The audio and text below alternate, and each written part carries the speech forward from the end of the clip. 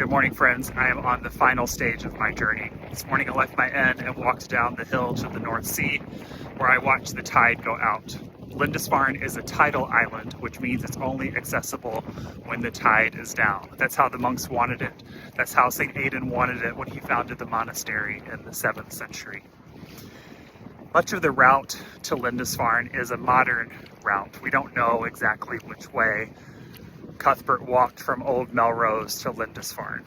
But this part, the part where you cross the tidal flats to get to the island, this is an ancient route. This is the route that Aidan would have crossed, that Cuthbert would have crossed, that King Oswald would have crossed, that pilgrim after pilgrim after pilgrim, monk after monk after monk, sister after sister after sister, thousands of people for 1,300 years have crossed this path. This part of the path feels the most in touch with history, the most historic. The way is marked by these poles you can see behind me. There are poles all the way down across the tidal flats so you don't get lost.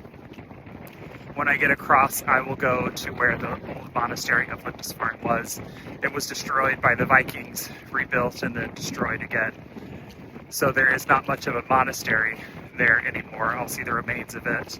I'll see the Anglican church and say a prayer there. And then I'll go out to St. Cuthbert's Island, which is a tidal island off of the tidal island because the isolation still wasn't quite enough for Cuthbert. So he went to this little peninsula that was isolated from the rest of the island during high tide so that he can be alone.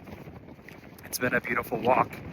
It's been a beautiful journey, and I appreciate the support of everyone at Trinity and all around as I walk. Peace, friends.